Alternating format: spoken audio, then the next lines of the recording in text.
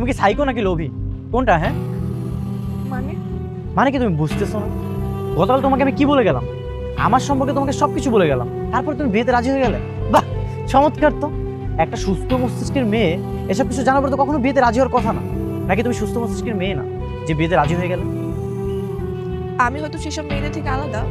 আলাদা তো অবশ্যই, নিশ্চয়ই তোমার মধ্যে লোভ আছে, না হলে তো এই বিয়েতে রাজি হওয়ার কোনো কারণ দেখছি না। দেখুন, একটা কথা বলি, এই বিয়েটা আমার বাবা ঠিক করেছে। আর আমার বাবা যার সঙ্গে বিয়ে ঠিক করতো আমি তাকেই বিয়ে করে নিতাম। আপনার জায়গায় যদি অন্য কোনো ছেলে হতো আমি তাকেই বিয়ে করতাম। আপনি বলে যে আমি বিয়েতে রাজি হয়েছি তা কিন্তু না। তাই নাকি? বাবার বাধ্য সন্তান দেখছি। বাহ, এটা ভালো, ভেরি গুড। আপনার যেই ব্যবহার তাতে কোনো মেয়ে আপনাকে বিয়ে করতে রাজি হবে না। আপনি তো ঠিকমতো দুটো কথাও বলতে পারেন না। বাবার জন্যই আমি শুধু রাজি হয়েছি। মানে তুমি কি আমাকে দয়া করতেছো, নাকি এটা বুঝাতে চাচ্ছ যে তোমাকে ছাড়া আমি আর কাউকে বিয়ে করতে পারবো না? হ্যাঁ, তুমি কি জানো আমার সম্পর্কে? তা জানি না, কিন্তু যতটুকু চিনেছি আপনাকে সে থেকে আন্দাজ করলাম। ঠিক আছে, আমি তোমাকে আমার কিছু বান্ধবী দেখো, তখন দেখবে আমাকে কতজন আসলে বিয়ে করতে চায়।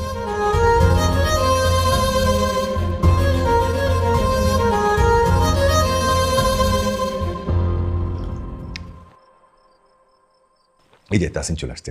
তাহসিন, তাহসিন এদিকে আয় তো বাবা। হ্যাঁ বাবা, বলো। পরিচয় করিয়ে দিই, এ হচ্ছে মেঘলার বাবা। সালাম কর। আসসালামু আলাইকুম।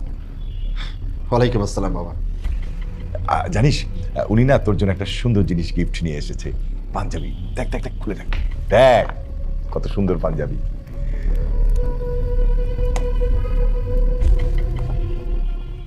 তুমি আমাকে কখনো পাঞ্জাবি পরতে দেখেছো? না, সেটা দেখিনি, কিন্তু সামনে তো তোর বিয়ে, হলুদে তো পাঞ্জাবি পরতেই হবে, তাই না? আমি বাবা এসবের মধ্যে নেই।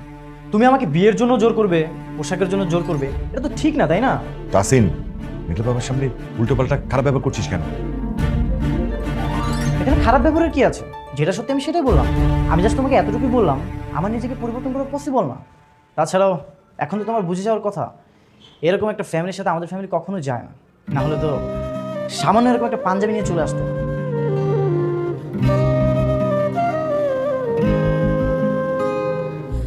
স্যার, আমি বলি কি, আমাদের মনে হয় এই বিয়েটা ভেঙে দেওয়া উচিত।